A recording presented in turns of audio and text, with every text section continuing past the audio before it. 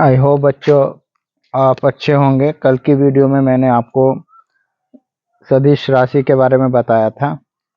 आज बच्चों में आपको जो एक चैप्टर्स है, जो बेसिक चैप्टर होता है, मात्रक एवं मापन, जिसको इंग्लिश में यूनिट एवं मेजरमेंट भी बोलते हैं, तो उसके बारे में बताया जाएगा। तो ये जो चैप्टर है, इसका जो पहला टॉपिक है, जो पहले टॉपिक है वह है भौतिक राशियाँ, जिसको इंग्लिश में फिजिकल क्वांटिटीज बोलते हैं। इसकी परिभाषा, आइए बच्चों परिभाषा देखते हैं। भौतिक राशि यानी कि मात्रक एवं मापन मात्रक एवं मापन जो पार्ट है, उसके अंदर जो पहला टॉपिक है वह है भौतिक राशि, जिसको हम फिजिकल क्वांटिटीज बोलते हैं। इसकी डेफिनेशन देखते हैं। भौतिक राशि किसी पदार्थ या वस्तु का वह गुण जिसे मापा जा सकता है, उस गुण को हम संख्या के रूप में मापते हैं। क्या कहलाता है? भौतिक राशि कहलाती है। जैसे तो इस बच्चों इसका क्या मतलब हुआ? किसी पदार्थ या वस्तु का वह गुण जिसे मापा जा सकता है। तो यानी कि काफी ऐसी पदार्थ की या कोई भी वस्तु है, उसकी बहुत सारी कुछ ऐसी चीजें होती है, ऐसी अवस्थाएं होती है, जिनको हम माप के द्वारा ही उनको परिभाषित कर सकते हैं।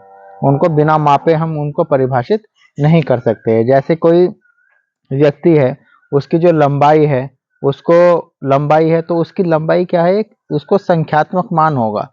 लंबाई का क्या होगा? एक संख्यात्मक मान होगा। इसी प्रकार कोई कोई वस्तु है, तो उस वस्तु का क्या होगा? एक द्रव्यमान होगा, मास होगा उस वस्तु में।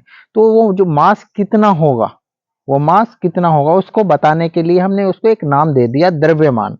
वो द्रव्यमान जो दिया, वो द्रव्यमान हमें बता रहा है कि वो कितना होगा।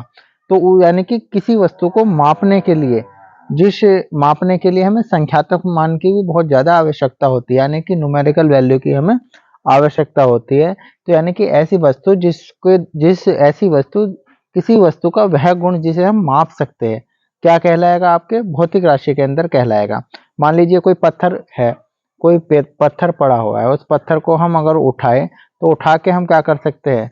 उस पत्थर को हम जब उठाएंगे तो उसमें कुछ द्रव्यमान होगा। अब द्रव्यमान क्या होगा? वो उसको हम माप सकते हैं। तो इसी प्रकार जो द्रव्यमान है, हम उसको क्या कर सकते हैं? माप सकते हैं। तो इसलिए द्रव्यमान क्या हुआ? एक भौतिक राशि हुआ।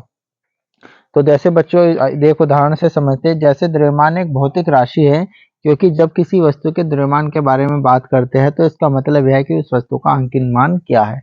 यानी कि यदि हम किसी वस्तु के द्रव्यमान के बारे में बात कर रहे हैं, यदि हम उस वस्तु के द्रव्यमान के बारे में बात कर रहे हैं, तो वो कहीं ना कहीं रिलेट करेगा वो अपनी न्यूमेरिकल वैल्यू से, उसके संख्यात्मक मान से उसको हम निर्देशित करेंगे या परिभाषित करेंगे।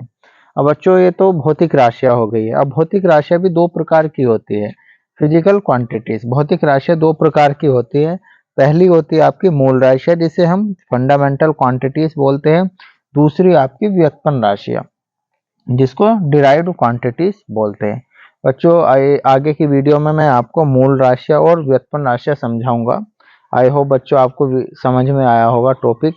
और नेक्स्ट वीडियो में मिलते हैं बच्चों। और आप चैनल को सब्सक्राइब कीजिए और वीडियो को लाइक कीजिए।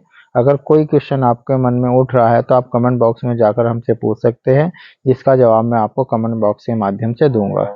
अगली वीडियो में मिलते हैं। धन्यवाद।